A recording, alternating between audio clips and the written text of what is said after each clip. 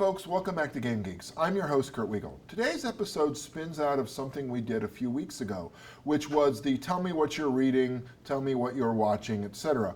I want to tell you about one of my favorite authors.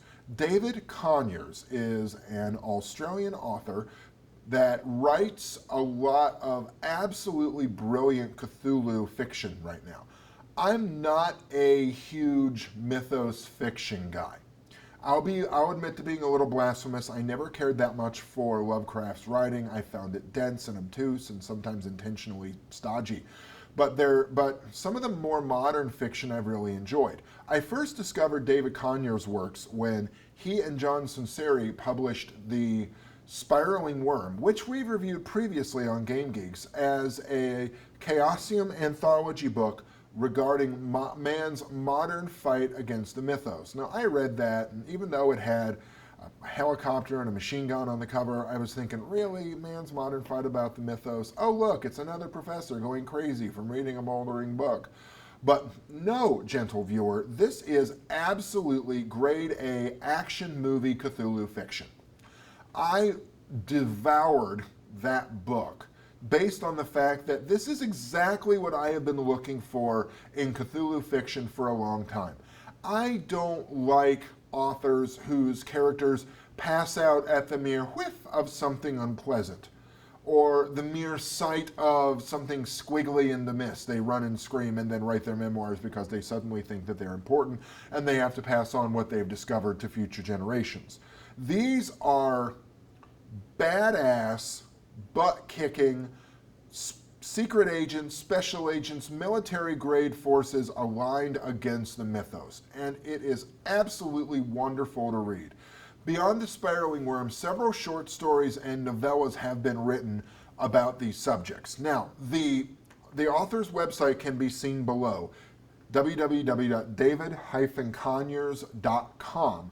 Please go there and seek out his stuff. The thing that I have loved about reading these, the Harrison Peele stories, are the ancillary characters that keep popping up. You have Dixon, you have Figs, and more recently Jordan, that have been coming into these stories. And you've got a really nice level of overlap with these stories that you had with Lovecraft and his contemporaries, with the same books and the same monsters, and some of the same characters kept popping up here and there.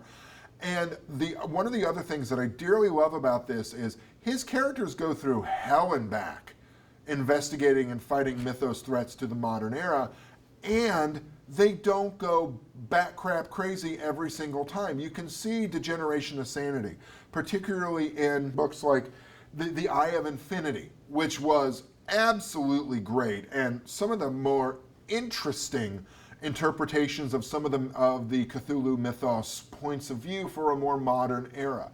The most recent novella that I read, The Relais Singularity, holy crap, that was absolutely fantastic to read. I couldn't put that one down. I was going to say it was a page turner, but it was on my iPad. So my wife kept saying, "Are you gonna go to bed soon?"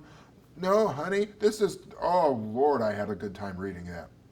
Some of my ideas that sort of rose out of this to do would be something along the lines of how, and this is before I read The Relais Singularity, what if Relais isn't a city? What if it is actually a standing waveform at the bottom of the ocean that the right sonic vibrations opens, and it opens a gateway to a wormhole on the other spot of the universe where some of these creatures are lying in wait?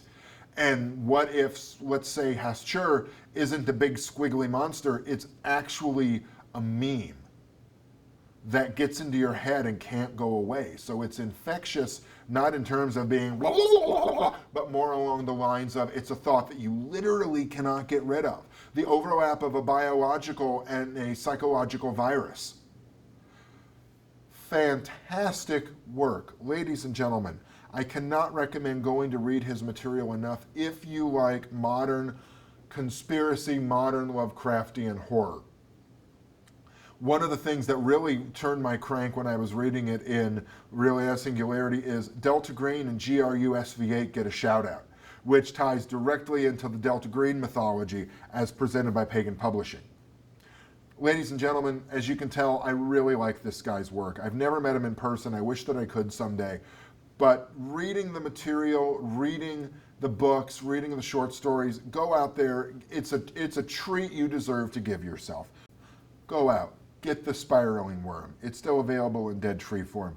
Get the compilation stories that have him and several other authors in them, all telling their own version of the mythos. It's a great time to be a mythos reader now, because we've gone beyond the necessity of simply mind-shattering horrors that send us spinning off into the fog to write our last will and testament where we admit that we're mad at the end.